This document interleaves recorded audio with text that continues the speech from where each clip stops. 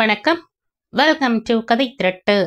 இந்த வீடியோவில் நம்ம என்ன கதை கேட்க போகிறோம்னா, உன்னை சரணடைந்தேன் கதையின் 2வது பகுதி.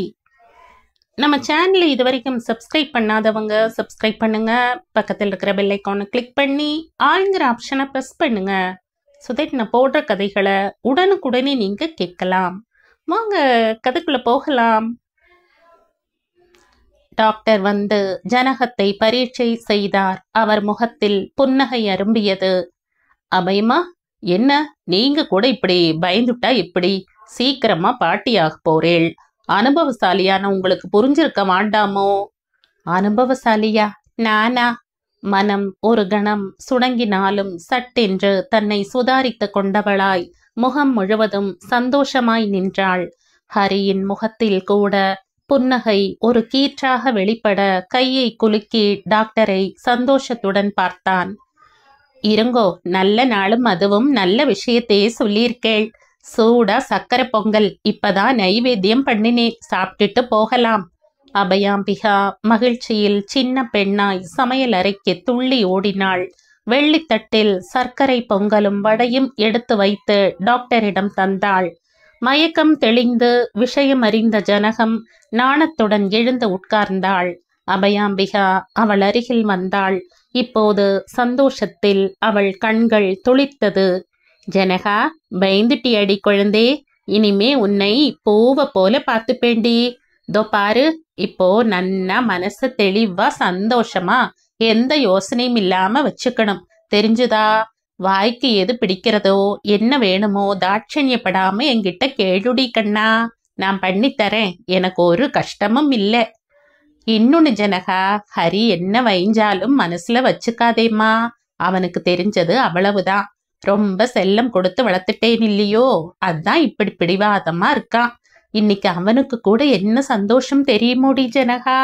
சிரிப்பு கொள்ளலை மூஞ்சியில. எப்படி உன்னை ஆசையா பார்த்தான்னு நினைக்கிற? சரி சரி வாமா, எத்தனை நேரமாச்சு? காலம்பரையிலேருந்து பட்டினி வேற. வாடி என் குஞ்சலம், முதல்ல பரிமாறுறேன். என்ன பிடிக்கிறதோ சாப்பிடுவா. மனசுல ஒரு குறையும் வச்சுக்காதேம்மா, வா. ஜனகத்துக்கு வெக்கமாகவும் இருந்தது, துக்கமாகவும் வந்தது. எதனால் புரியாமல் கவலையான கலவையான உணர்வுகளுடனேயே சாப்பிட சென்றாள். சாயிக்கு அன்று படுக்கையை விட்டு எழுந்திருக்க வேண்டும் என்ற எண்ணமே ஏற்படவில்லை. மனசு நிரம்பி இருந்தது. அது மகிழ்ச்சியினாலா பயத்தாலா அவளால் சொல்ல முடியவில்லை. ஆனால் வாய் விட்டு பெரியதாய் சிரிக்க வேண்டும், கன்று போல துள்ளி ஓட வேண்டும், குயில் போல் கூவ வேண்டும், மயில் போல் ஆட வேண்டும் என்ற எண்ணம் ஒன்றன் பின் ஒன்றாய் வெள்ளமாய் வந்தது. தனக்குத்தானே சிரித்து கொண்டாள். சாயி, அம்மா சாயி! காந்தம்மா பெரிய குரலில் அவளை அழைத்தாள். சாயி இருந்த மனநிலையில் காந்தம்மாவின் கூப்பாடு காதில் ஏதோ கத்தல் போல விழுந்ததே அன்றி மனதில் பதியவில்லை. அதனால் அவள் பதிலும் கூறவில்லை. காந்தம்மாவிற்கு கோபம் மூக்கின் மேல் வந்து உட்கார்ந்தது. உடனே அதற்கு ஆளானவன் பீமுடுதான். ஒரே பீமுடு, எங்கடா போன? உன்னை கடைக்கு அனுப்பிச்சனே, மிச்ச சில்லறை எங்கடா? இப்படி நீ பண்ணிட்டு ஒரு நாள்ல ஒரு நாள் கையில சூடு போடுறேன் பாரு, போட எடுபட்ட பயல. பீமுடுவிற்கு கோபம் பொத்து கொண்டு வந்தது. அவனும் இப்போது வளர்ந்து விட்டதனால் முன்பு போல் காந்தம்மா கண்ணா பின்னாவென்று காரணம் இல்லாமல் திட்டினால் அவனால் பொறுத்து கொள்ள முடியாமல் மனம் மிகறியது. அவன் அனாதைதான். தெருவில் சுற்றி கொண்டிருந்த அவனை காந்தம்மாதான் கூப்பிட்டு மிச்சம் மீதியை கொடுத்தாள். பசித்து களைத்தவனுக்கு அந்த சாப்பாடு தேவாமிர்தமாகவும் காந்தம்மா கண் கண்ட தெய்வமாகவும் தோன்றியதில் வியப்பில்லை. 2-3 முறை காந்தம்மா அவனை கூப்பிட்டு சாப்பாடு கொடுக்கவும் அவனுக்கும் கொஞ்சம் தைரியம் வந்தது. அதுவும் அவளும் தெலுங்கு தேசத்தவளாயிருக்கவே சொந்தம் போன்ற பாவனையும் மனதில் எழுந்தது. எனக்கு உங்க வீட்டிலேயே ஏதாவது வேலை கொடுங்களேன். உங்க வீட்டோடையே இருக்கேம்மா, சொல்ற வேலையெல்லாம் செய்யறம்மா, சோறு போட்டு இடம் கொடுத்தா போரும்மா மா கெஞ்சினான் பீமுடு. பார்த்தாள் காந்தம்மா. வீட்டோடு ஒரு பிள்ளை இருந்தால் தட்டுமுட்டு வேலைகளுக்கு ஆகும். அவன் பெரியவனானால் வீட்டுக்கு ஒரு காவலாகவும் ஆகும் என கணக்கு போட்டாள். ஆனால் உடனே சரி என்று கூறாமல் 2 நாள் கழித்து அவனை வேலைக்கு வைத்து கொண்டாள். பீமுடு வீட்டோடு வந்து 6-7 வருடங்கள் ஓடிவிட்டன. இப்போது வளர்ந்து வாலிபனாயிருக்கும் அவனுக்கு காந்தம்மாவின் அனாவசிய அதிகாரங்கள் பிடிக்கவில்லை. அதே சாயி எந்த வேலை கூறினாலும் உடனே ஓடி வந்து செய்வான். காந்தம்மா கூறினால் கத்தட்டும் கிழவி என்று வேண்டுமென்றே தாமதமாக செய்வான். இதையும் கண்டு கொள்ளாதிருந்தால் யமகாதகியான காந்தம்மா. அதனால் வழக்கமான கோப பார்வையும் திட்டும் முதலில் வாயிலிருந்து புறப்பட்டாலும் உடனே அவனை சமாதானப்படுத்துபவள் போல நிதானமாய் பேசுவதையும் வழக்கமாய் கொண்டிருந்தாள். காந்தம்மா போட்ட சோற்றை இத்தனை வருடம் தின்றதனாலோ என்னமோ காந்தம்மாவின் சாமர்த்தியம் சாகசம் எல்லாம் இவனுக்கும் கை வந்த கலையானது. இப்போது வெளியில் 4 பேரோடு பழகுவதால் இவனுக்கும் உலக விஷயங்கள் புரிந்தன. தான் செய்யும் வேலைக்கு எத்தனை சம்பளம் வாங்க இயலும் என்கிற கணக்கும் போட முடிந்தது. அதனால் காந்தம்மா இன்று கோபித்து கொண்டபோது அவனால் சும்மா இருக்க முடியவில்லை. ஒரு அதிர்ச்சி வைத்தியம் செய்தான். மா, நான் ஊருக்கு போறேம்மா, வேலைக்கு வேற ஆளை பார்த்துக்கோங்க. என்னடா திருட்டு பையில, யாரும் இல்லைன்னு சொன்ன, இப்ப எங்கேந்துடா உனக்கு ஊரும் வரவும்? யாருடா உன்னை கூப்பிடுறாங்க? பொய் சொல்றியா? போ உள்ள போடா. முடியாது, நான் வேற ஊருக்கு போறேன். அங்க போய் வேலை செய்யறேன், சம்பாதிக்கிறேன், அவ்வளவுதான். ஆஹா, சம்பாதிப்ப? ஒரு பேச்சு சொன்னா என்னடா கோபம்? சரி, இனிமே கோபமா பேச மாட்ட. போடாப்பா, வா, இனிமே கோபமா பேச மாட்ட. நீ பெரியவனா ஆயிட்டு இல்ல? சரி போ. என்னப்பா? ஊர் என்ற முகத்தை வைத்து கொண்டு நின்ற பீமுடுவின் முதுகை தட்டி நைச்சியமாய் பேச பேச பீமுடுவின் மனதில் உள்ளூர ஒரு சந்தோஷம் ஏற்பட்டது. ஆனால் அதை வெளியே காட்டிக்கொள்ளாமல் என்ற முகத்துடனேயே உள்ளே சென்றான் பீமுடு. மறுபடியும் காந்தம்மாவிற்கு மகளின் ஞாபகம் வந்தது. சாயி, அம்மா சாயி, கதவு தரம்மா. சாயிக்கே கோபம் வந்தது. இருந்தாலும் எத்தனை நேரம் கதவை மூடிக்கொண்டு கற்பனை சுகத்தில் ஆழ்ந்திருப்பது? அம்மாவும் லேசில் விடமாட்டாளே. கதவை திறக்க எழுந்தவளுக்கு தலைக்குள் தட்டாமாலை சுற்றியது. அப்படியே சுவற்றை பிடித்து கொண்டு சாய்ந்து கொண்டாள். கொஞ்சம் நிதானத்திற்கு வந்ததும் குளியல் அறைக்குள் சென்றாள். அடி வயிற்றில் இருந்து குமட்டி கொண்டு வர அப்படியே வாந்தி எடுத்தாள் சாயி. கண்கள் இருட்டி கொண்டு வந்தது. சமாளித்தாள். மறுபடியும் ஜில் என்ற நீரை வாரி வாரி முகத்தில் அடித்து கொண்டாள். கொஞ்சம் சரியானதும் சோர்வுடன் நிதானமாய் மாடிப்படியில் இறங்கினாள். கடைசி படி வரும்போது அவளால் முடியாமல் உட்கார்ந்தே விட்டாள். அம்மா, சாயி, என்னாச்சுடி? ஐயோ ராமா, பீமுடு, எங்கடா தொலைஞ்ச? சீக்கிரமா வாடா. சாயிமா, இங்க பாருமா. சாயி, சாயி. கண்களை திறந்த சாயி அம்மாவின் மேல் சாய்ந்து கொண்டாள். நாண சிரிப்பு சிரித்தாள். என்னடி சிரிக்கிற? என்ன சொல்லு, வயித்துல வந்துடுத்தா? ஐயோ, என்னம்மா, என்னத்துக்கடி இது? வா, இப்பவே நம்ம டாக்டர்காரிகிட்ட போகலாம். ஏ பீமுடு, சீக்கிரமா ரிக்ஷா கூட்டிட்டு வாடா. சட்டென்று பாம்பாய் படம் எடுத்தாள் சாயி. மா, இப்ப எதுக்கு டாக்டர் வீட்டுக்கு போகணும்? என்னால வர முடியாது. எனக்கு இந்த குழந்தை வேணும். நான் இத சுமக்க போறேன். உனக்கு என்ன கஷ்டம்? நீ இதிலெல்லாம் தலையிடாத. ஆமா. கோபமாக காந்தம்மாவை பார்த்து கூறினாள். ஐயோ ஐயோ, இது என்னடி கோரம்? உன்னோட புத்தி எதுக்கு இப்படி போகுது? குழந்தை பிறந்தா உன்னோட அழகெல்லாம் போயிடும்டி. நான் சொன்ன கேளு சாயி. வாய் மூடுமா. எனக்கு இனிமே அழகு தேவையில்லை. இனிமே வேற எந்த ஆளோடவும் நான் இருக்க போறதில்ல. எனக்கு குழந்தை வேணும். நான் அம்மாவா ஆகணும். பெரிய அம்மா, உன்னோட குழந்தைக்கு யாரடி அப்பா? சொல்லு சாயி. அந்த மனுஷனை நம்பாதடி. அவன் பெரிய திருட. விட்டுடு. ரெட்டியாரு எவ்வளவு பணம் கொடுக்கறேன்னு சொல்றாரு தெரியுமா? அவரோட எப்பவும் இருடிமா. வீடு, பணம், நகை நட்டெல்லாம் கொடுப்பாருமா. உனக்கு இந்த ஜென்மத்துல வேற பணமே வேணாம் சாயி. அந்த ரெட்டிக்காரவை புடிச்சுக்கோமா. வாய் மூடு. இனிமே பேசுனா அவ்வளவுதான். என்னோட அப்பா யாருன்னு உனக்கு சொல்ல தெரியுமாமா? சொல்லு. இல்ல, உன்னோட அப்பா யாருன்னு சொல்ல முடியுமா? முடியாது உன்னால. ஆனா என்னோட குழந்தைக்கு அப்பா யாருன்னு எனக்கு தெரியும். நாளைக்கு அந்த குழந்தைகிட்டேயும் இவரு தான் உங்க அப்பான்னு காட்டவும் முடியும். அந்த ரெட்டிக்கார வச்சுக்கிட்டு குழந்தை பெத்தா நான் இப்படி தைரியமா சொல்ல முடியுமாம்மா? உனக்கு வீடு, பணம், நகை இதுதாம்மா முக்கியம். ஆனா எனக்கு என் குழந்தை, என் வீட்டுக்காரர், என் குடும்பம்னு இருக்கிறது தான் முக்கியம். என்னோட இந்த வீட்டோட வழி வேற மாதிரி தான் மாறப்போகுது. உன் வழி, உங்க அம்மா வழி எனக்கு கண்டிப்பா வேணாம். சாயி, இருமா, பூராமா சொல்லிடுறேன். இத்தனை பணம், வேண்டிய நகைகள், இந்த வீடு எல்லாம் உன்கிட்ட இருக்குமா? ஆனா யாருமா உன்னை மதிக்கிறாங்க? யாராவது உன்னோட தங்களுக்கு சரிசமமா உட்கார வச்சு பேசுறாங்களா? அவங்கவங்க வீட்டு நல்லது கெட்டதுக்கு உன்னை கூப்பிடுறாங்களா? சொல்லுமா. நீ வெளியில போனாலே எல்லாரும் பாக்குற பார்வை வேற மாதிரி தானம்மா இருக்கு. உன்னை பார்த்து அவங்களுக்குள்ள ரகசியமா பேசிக்கிறாங்களே, அது உனக்கு பெருமையா தோணுதாம்மா? சத்தியமா சொல்லு. உனக்கு இப்ப வாழற வாழ்க்கை பிடிச்சிருக்கா? பெருமையா இருக்கா? ஒரு தடவை கூட உனக்கு மனசுல வேதனையா இல்லையா? சொல்லுமா, சொல்லு. காந்தம்மா தலை குனிந்தாள். அவள் கண்களில் இருந்து கண்ணீர் மழை பொழிய ஆரம்பித்தது. சாயி, சாயி, விம்மி விம்மி அழ ஆரம்பித்தாள். மா, அழாதம்மா, அழாத. சாயி காந்தம்மா அழ ஆரம்பித்தவுடன் மனம் கலங்க சமாதானப்படுத்த ஆரம்பித்தாள். அம்மா சாயி, நிஜம்மா நீ என் தாயே தாம்மா. எனக்கு இப்படி சொல்ல தெரியலடி. நான் கூட முதல்ல இப்படித்தான் அழுதேன்.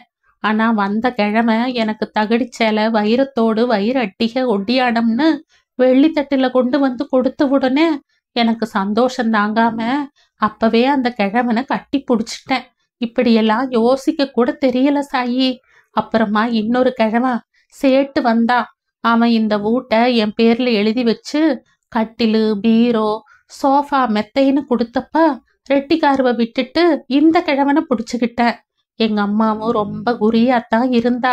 என் சாமர்த்தியத்தை பார்த்து என்னை தட்டி கொடுத்தா.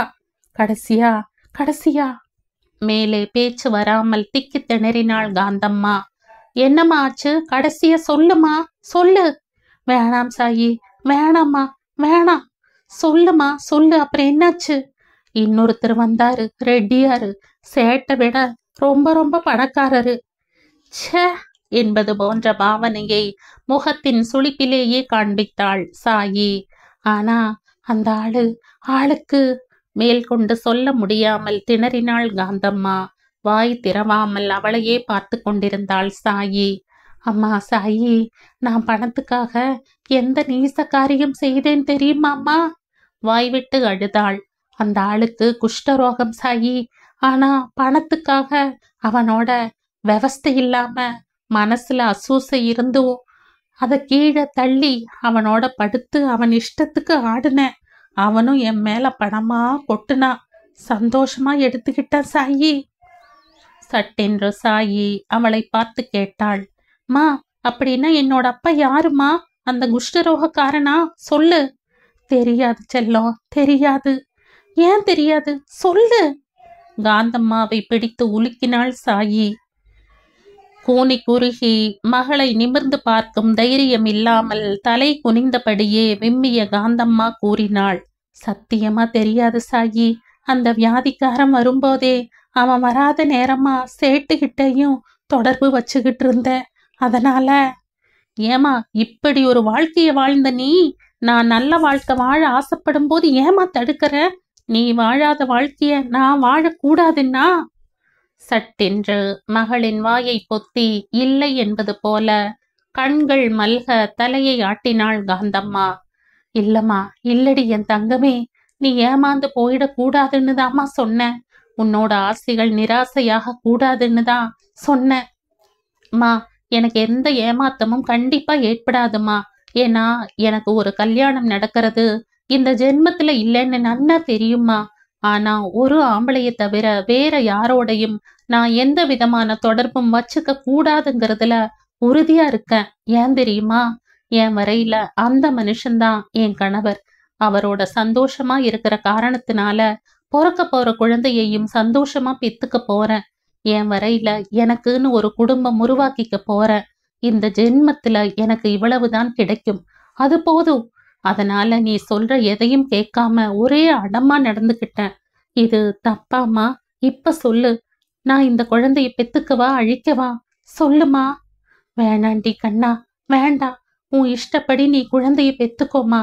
இனிமே நான் உன்னை ஒன்னும் சொல்ல மாட்டேன் சாயி, கண்டிப்பா சொல்ல மாட்டேன். அம்மா, அவளை கட்டி கொண்டாள் சாயி. காலத்தின் ஓட்டத்தில் ஜனகத்திற்கு வருடத்திற்கு ஒரு குழந்தையாய் 6 குழந்தைகள் பிறந்து குடும்பம் பெருகிவிட்டது. 3 பெண்கள், 3 ஆண்கள். ஆனால் ஹரிஹரனின் நடத்தையில் எந்த விதமான மாற்றமும் இல்லை. பாதி நாட்கள் ஊரில் இருக்க மாட்டான். ஆனால் இங்கு வந்தால் குழந்தைகளுக்கு என ஏகப்பட்ட சாமான்கள் வாங்கி வருவான். அதையும் தனக்கு பிடித்த 5வது பெண் ராதாவிற்கும் 2வது பையன் சேகருக்கும் கொடுத்த மீதியை அப்படியே எறிவான். அதை மற்ற குழந்தைகள் எடுத்துக்கொள்ள வேண்டும். அபயாம்பிகாவிற்கும் ஜனகத்திற்கும் சில சமயங்களில் வெறுப்பாயிருக்கும். அபயம் ஜனகாவிடம் ஒரு நாள் கேட்டாள். இருவருமாய் குழந்தைகளுக்கு ஏதாவது தின்பண்டம் தர வேண்டி இருக்கிறது என முறுக்கு சுற்றி கொண்டிருந்தார்கள். அபயம் முறுக்கு ஈரத் துணியில் வட்ட வட்டமாய் சுற்றி வர அதை லாவகமாய் எடுத்து எடுத்து தேங்காய் எண்ணெயில் போட்டு பொரித்தெடுத்தாள் ஜனகம். பொரித்ததை ஒரு ஓட்டை வடித்தட்டில் எடுத்தாள். வடித்தட்டில் இருந்து எண்ணெய் சொட்டுவது கீழே சிந்தாமல் இருக்க அதற்கடியில் ஒரு கிண்ணம், கரண்டியை வைக்க ஒரு சின்ன தட்டு. எப்போதுமே எந்த காரியம் செய்தாலும் அதில் ஒரு பதவிசு சுத்தம் இருந்தது ஜனகத்திடம். இன்னும் ஒரு சொட்டு எண்ணெய் கீழே சிந்தாமல் அவள் செய்த காரியமானது அபயாம்பிகாவின் மனதில் ஒரு நிகழ்வை ஏற்படுத்தியது. ரொம்ப நாட்களாக ஜனகத்திடம் கேட்க வேண்டும் என்று நினைத்ததை இன்று கேட்க தீர்மானித்தாள் அபயாம்பிகா. ஆனால் மனதிற்கு வேதனையாகவும் இருந்தது. அதை ஒரு புறத்தில் ஒதுக்கி ஜனகத்திடம் கேட்டாள். ஏண்டி ஜனகா, ஹரி எப்ப வரேன்னு ஏதாவது சொல்லிப்பிட்டு போனானா? 6 குழந்தைகள் பெத்தாச்சு. இன்னும் அவன் எப்ப வருவான்னு தெரியல, எப்ப போவான்னு தெரியல. அவன் அப்பாவோட சிரார்த்தத்துக்கு இன்னும் 1 வாரம் தானடி இருக்கு. அவங்கிட்ட சொன்னியோ? இதழ்களுக்கு இடையில் ஒரு இகழ்ச்சியான புன்னகை நெளிந்தது ஜனகத்திடம். பதில் என்ன கூறுவது என்று தெரியவில்லை. பேசாமல் இருந்தாள். நான் கேட்டுண்டே இருக்கேன், பேசாம இருந்தா என்னடி அர்த்தம்? ஹரி ஏதானும் சொன்னானா இல்லையா? நான் என்னமா சொல்றதுக்கு இருக்கு? அவர் வர்றப்பா என்னோட எப்படி எந்த விதமா பேசுறாருன்னு தான் உங்களுக்கு நன்னாவே தெரியுமேம்மா. நான் எது சொன்னாலும் அவர் காதுல போட்டுக்கிறாரா இல்லையான்னே தெரிய மாட்டேங்கிறது. நான் சொல்லியாச்சு, அதுக்கு பதில் ஒன்னும் சொல்லல. அபயத்திற்கு மனசு நொந்து போயிற்று. ஜனகா, நான் ஒன்னு சொன்ன கோச்சுக்க மாட்டியே? சட்டென்று திரும்பி மாமியாரை பார்த்தாள் ஜனகம். அந்த பார்வையை தாங்க இயலாமல் தன் பார்வையை முறுக்கு பக்கமாய் திருப்பினாள் அபயம். அம்மா, என்னைக்காவது எதுக்காகவாவது உங்களை நான் கோவிச்சுருக்கேனாம்மா? இன்னைக்கு என்னம்மா புதுசா கேட்கிறேள்? எனக்கு இருக்கிற ஒரே ஆதரவு நீங்க தானேம்மா. நீங்க இருக்கேள் எனக்குன்னு தானேம்மா. நான் தைரியமா இருக்கேன். ஏமா இப்படி? இல்லடி செல்லம், அதுக்கு இல்லடி. ஹரிய பத்தி எனக்கு தெரிய வந்த உன்னையே இவனுக்கு ஒரு கால் கட்டு போட்டாதான் சரின்னு நினைச்சுதாண்டி கல்யாணம் பண்ணி வச்சேன். அதுவும் நீ சொர்ண பிம்பமா வந்து நிக்கிறப்பவே நீதான் என் மாட்டு பொண்ணுன்னு தீர்மானம் பண்ணிட்ட. உன் அழகால அவனை கட்டி போட்டுடுவ. உங்கிட்டயே அவன் தேன் குடிச்ச வண்டா மயங்கி கிடப்பான்னு நினைச்சேன். வீட்டை விட்டு இப்படி அலையறதும் குறைஞ்சு போயிடும். இனிமே நம்ம சம்சாரம் ஒரு நிலைக்கு வந்துடும்னு தான் உன்னை அவனுக்கு கட்டி வச்சேன். ஆனா ஜனகா, நீ ஏண்டி உன் அழகால அவனை உங்கிட்டயே வச்சுக்கல? ஏன்? எனக்கு இன்னும் புரியாத புதிராவே இருக்குடி. 6 குழந்தைய பெத்தவ உன்னை விட்டு அகலாம அவனை உன் கைக்குள்ள பொத்தி வச்சுக்க வேண்டாமா? ஏன் உன்னால முடியல? எனக்கு புரியவே இல்லையேடி. இப்படி கூடவா நீ இருப்ப? என்னை ஏமாத்திட்டியேடி ஜனகா. உண்மையான ஆதங்கத்துடன் அபயாம்பிகா கேட்டது அவளுக்குள்ளும் ஒரு பிரளயத்தை ஏற்படுத்தியது. நிஜமே. முகம் சிவக்க உட்கார்ந்திருந்தாள் ஜனகம். சின்ன இதயத்தினுள் நடக்கும் குதியாட்டங்களை தாங்காமல் வெளியேற்றப்பட அதன் விளைவாக ரசாயன மாற்றமாக முகம் வெளுத்து வெளுத்து சிவந்தது. அவள் முகத்தையே பார்த்து கொண்டிருந்த அபயாம்பிகாவிற்கு உள்ளுக்குள் ஒரு பயமும் வேதனையும் எழுந்தது. ஆனால் வாய் திறந்து பேசவில்லை. ஜனகம் வாய் திறந்தாள். அம்மா, எனக்கு அவரை பத்தி ஒண்ணுமே தெரியாத நிலையில நான் கற்பனை பண்ணிட்ட சந்தோஷமான வாழ்க்கையோட நிழலை நிஜமாக்குற எண்ணத்துலதான் நுழைஞ்ச. அப்புறமா தான் புரிஞ்சது நான் என்னைக்குமே நிழலை நிஜமா மாத்த முடியாதுன்னு. அதுக்கப்புறமா தான் என்னையும் நானே தேத்திண்டு உங்ககிட்ட கிடைச்ச அன்பு பாசம் அனுசரணையுமே போதும்னு இருந்துட்டம்மா. ஆமாம்மா, அவர் நாள்லயே சொல்லிட்டார், அவரை மாத்த முயற்சி பண்ண கூடாது, உங்ககிட்ட சொல்லி அவரை வழிக்கு கொண்டு வரவும் கூடாது. ஆனா அவர் எப்ப வந்தாலும் எப்ப கூப்பிட்டாலும் அவரோட இச்சைக்கு நான் அடி பணியணும். இதுல என்னோட வெறுப்புங்கிறதுக்கு இடமே இல்ல. முதல்ல என்னோட வீட்டுக்காரர் என்கிற பெருமையிலும் அவரோட அணைப்பு தர வேண்டிய இதத்திலையும் மகிழ வேண்டிய நான் ஜடமா போனேம்மா. இன்னி வரைக்கும் ஜடமாத்தான் இருக்கேன். 6 குழந்தைகளை வரிசையா ஏன் பெத்துண்டேன்னு யோசிக்கிறேளா? எந்த உயிரையும் அழிக்கிற அதிகாரம் நமக்கு கிடையாதுங்கிறதுல நான் உறுதியா இருக்கேம்மா. ஆனா அதை விட முக்கியமான காரணம் ஒரு சுயநலந்தாம்மா. இந்த 6 குழந்தைகள்ல எந்த ஒரு குழந்தை மேலேயாவது அவருக்கு ஆசை வராதா? அதனால அந்த குழந்தைக்காகவாவது அடிக்கடி வீட்டுக்கு வரமாட்டாரா? அப்படி வர்றதுனால உங்களோட அடிமனசுல இருக்கிற ஏக்கம் தீராதாங்கிற எண்ணத்துலதாம்மா சலிக்காம பெத்துண்ட. ஜனகா, அபயாம்பிகாவின் குரல் தழுதழுத்தது. ஆனாலும் மனதில் ஒரு குறுகுறுப்பு தழுதழுத்த குரலிலேயே கேட்டாள். ஜனகா, நிஜமா சொல்லு, ஹரி மேல உனக்கு கொஞ்சம் கூட அன்பே இல்லையா? நிஜமாத்தான் சொல்றியா? அம்மா, தப்பா எடுத்துக்காதீங்கோ. உங்ககிட்ட இருக்கிற அன்பும் பாசமும் சத்தியமா அவர்கிட்ட இல்லம்மா. முதல் கோணல் முற்றிலும் கோணல்னு சொல்லுவா. அது போல என்னைக்குமே அவர் நான் ராத்திரியே அப்படி சொல்லிட்டாரோ. அவருக்கு என் மனசு விட என் சரீரம்தான் தேவைன்னு அன்னிலிருந்து என் மனசு இறுகி போச்சு. சரீரமும் அவர் தொடரப்பெல்லாம் ஜடமா மாற ஆரம்பிச்சது. இயற்கையா நடத்துற விளைவுகள்னாலதான் எனக்கு குழந்தைகள் பிறந்தது. ஆனா குழந்தைகளை நான் வெறுக்கல, அவ்வளவுதாம்மா. மனதுள் அப்படியே பொடி பொடியாகி போனாள் அபியாம்பிகா. இத்தனை நாளும் மனதில் அடைத்து வைத்திருந்ததை அப்படியே கொட்டி விட்டதே இந்த பெண். அப்படியும் எனக்கு இவள் மேல் கோபம் வரவே இல்லையே. ஏன் உண்மையைத்தானே சொல்கிறாள். ஹரி இப்படி பண்ணுவானோ? இந்த பெண் குழந்தைகளை பார்த்து வளர்ப்பாளா, இல்ல அதிலும் ஜடமாகி விடுவாளா? ஏன் ஹரிக்கு இவளோட மனசு புரியவே இல்லை? இத்தனை நல்லவளை எப்படி அவன் தன்னோட ஆசைக்காக மட்டும் நினைக்கிறான்?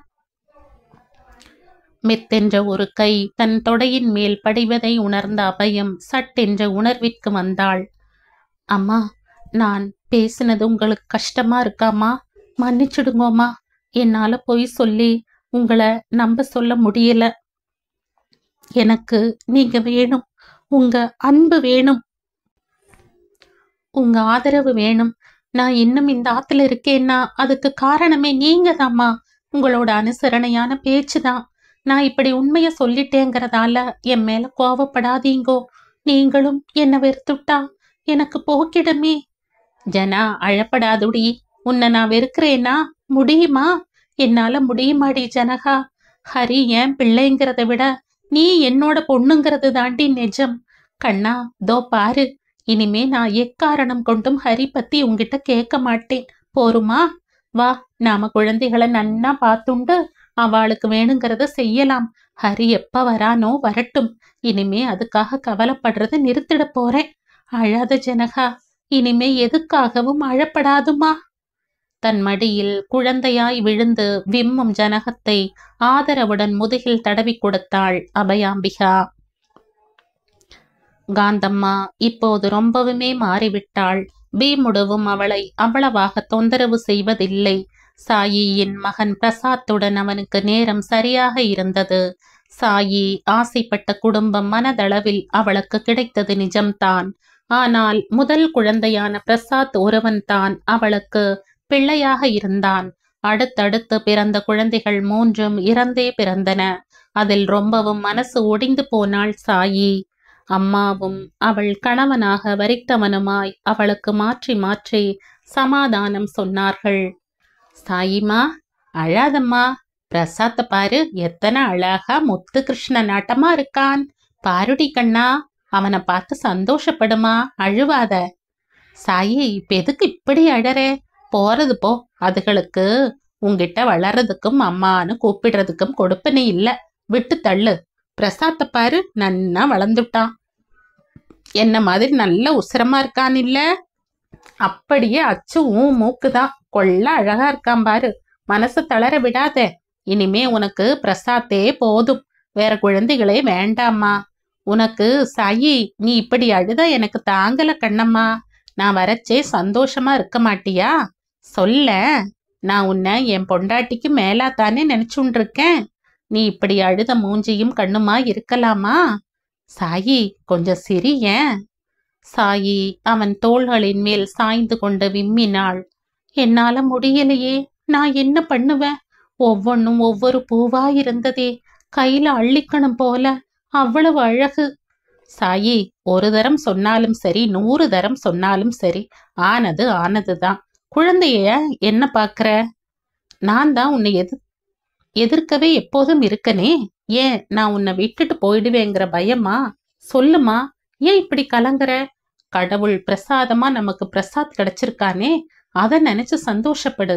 அவனை உன்னிஷ்டப்படி எந்த ஸ்கூல்ல சேர்க்கணும், என்ன படிக்க வைக்கணும்னு சொல்லு. நான் செய்யறேன். பாரு, இப்பவே பேங்க்ல அவன் பேர்ல ரூபா போடுறதுக்காக செக் கொண்டு வந்திருக்கேன் பாரு. சாயி, நீ எனக்கு எப்பவும் வேணுமா, அதுவும் சந்தோஷமா வேணும். தலை குனிந்து கண்ணீர் விட்டபடி உட்கார்ந்திருந்தாள் சாயி. அவள் மறுபடியும் தொடர்ந்து பேசினாள். சாயி, எத்தனையோ தரம் சொன்னதைத்தான் இப்பவும் சொல்றேன். நான் தரிகெட்டு அலைஞ்சுண்டிருந்த காலம் ஒண்ணு உண்டு. ஆனா உன்னை என்னைக்கு பார்த்தனோ அதுக்கப்புறமா வேற யார் கூடவும் தொடர்பு வச்சுக்கல சாயி. அது உனக்கும் தெரியும். என் பொண்டாட்டிய எந்த அந்தஸ்தோட வச்சிருக்கனோ அதே அந்தஸ்தோட தான் உன்னையும் நடத்துறேன்னும் உனக்கு தெரியும். நீயும் என்ன தவிர வேற யாரையும் நினைச்சு கூட பார்க்கலைங்கிறதும், எந்த விதமான பரிசோ பொருளோ நீ எதிர்பார்க்காம ஒரு புருஷங்கிட்ட இருக்கிற மரியாதையோடையும் அன்போடையும் ஆத்மார்த்தமா என்கிட்ட இருக்கேங்கிறதும் எனக்கு நன்னா தெரியும் சாயி. என்னோட பொண்டாட்டியும் ரொம்ப அழகானவதான், அதோட ரொம்ப நல்லவளும் கூட. ஆனாலும் எனக்கு உங்ககிட்ட இருக்கிற ஈடுபாடோ ஆத்மார்த்தமா கலந்து உறவாடுற சந்தோஷமோ அவகிட்ட ஏற்படுறதில்ல. அது ஏன்னு தெரியல. ஆனா வருஷத்துக்கு ஒன்னா 6 குழந்தைக மட்டும் ஆணுல 3 பொண்ணுல 3ன்னு பெத்து தள்ளிட்டா. என்னோட 2வது பையன் சேகரும் 5வது பொண்ணு ராதாவும் ரொம்ப சூட்டிக்கியானவங்க தாயி. அப்ப மத்த பசங்கெல்லாம் எப்படி இருப்பாங்க? அவங்கெல்லாம் உங்ககிட்ட பேசவே மாட்டாங்களா? சரி சரி, விடு அந்த பேச்ச. எல்லாமே அம்மா பாட்டியத்தான் ஒட்டிக்கும், என்கிட்ட வராது. ப்ளீஸ் சாயி, நான் உங்ககிட்ட வரதுக்கு காரணமே உன்னோட இணக்கமான பேச்சும் அரவணைப்பும் தான். நீ வேற ஏதாவது வேண்டாத பேச்ச பேசாத சாயி. எனக்கு பிடிக்கல, விட்டுடு. இறுகிய முகத்துடன் அவன் கூறவும் சட்டென்று தன் நிலை அறிந்து கொள்ள சாயி அவனிடம் ஒட்டியபடியே அவன் தோளில் முகம் சாய்த்தாள். இல்லைங்க, இனிமே கண்டிப்பா பேச மாட்டேன். உங்களுக்கு பிடிக்காதத நான் என்னைக்கு செஞ்சிருக்கேன் சொல்லுங்க? அப்பா, அப்பா. பிரசாத் ஓடி வந்து அவன் கழுத்தை பிடித்து கொண்டு தொங்கினான். தன் மூக்கால் அப்பாவின் மூக்கை உரசினான். கூடவே பக்கத்து வீட்டில் இருக்கும் கன்னடம் பேசும் கிருஷ்ணவேணி சொல்லிக் கொடுத்த பாட்டையும் பாடினான். மூக்கு மூக்கு ஜக்களா, அத்தே மூக்கு கொய்யா. என்னடா என்னமோ கொய்யா மாங்கான்னு பாடுற, யார சொல்லி கொடுத்தா? பிள்ளையை கட்டி முத்தம் கொடுத்து கொஞ்சினாள். யதார்த்த நிலைக்கு வந்து விட்டான் என்று புரிந்ததும் சாயியின் மனசும் நிம்மதியடைந்தது. தானும் கணவனும் மகனுடன் இருக்கும் அந்த மகத்தான நேரத்தை அனுபவித்து ரசித்தாள். என்றுமே அவளுள் இன்றும் அன்று போல் புதுமையாகவே உணர்ந்தாள். படுக்கையில் படுத்து மகனை கட்டி பிடித்து கொண்டு உறங்கிக் கொண்டிருந்தான் ஹரி. சாயி குடிக்கும் தண்ணீரை எடுத்துக்கொண்டு அறையினுள் நுழைந்தவள் அவர்கள் இருவரும் அணைத்தபடி உறங்குவதை பார்த்ததும் சந்தோஷத்தில் அவள் கண்கள் நிரம்பியது. பகவானே, நான் ஆசைப்பட்டது எனக்கு கிடைச்சிருக்கு. என்னைக்கும் நான் அவரோட அன்பை இழக்காம இருக்கணும். அவர் இங்க வர்றப்பவெல்லாம் என்னால முடிஞ்ச சந்தோஷத்தை நான் கண்டிப்பா தருவேன். இந்த என் குழந்தையை தீர்க்காயுசா வைத்திரு கடவுளே, எனக்கு அது போதும். இருவரையும் தீர்க்கமாய் சந்தோஷத்துடன் பார்க்க பார்க்க அவளுக்கு அலுக்கவே இல்லை. கொஞ்சம் கூட அவர்களின் நித்திரை கலையக்கூடாது என்கிற ஜாக்கிரதையில் நிதானமாய் கட்டிலின் மீது ஏறி மென்மையாய் அவன் பக்கத்தில் சாய்ந்து அவனை தானும் அணைத்தபடி புன்னகையுடன் மிக சீக்கிரத்தில் உறங்கியே போனாள் சாயி.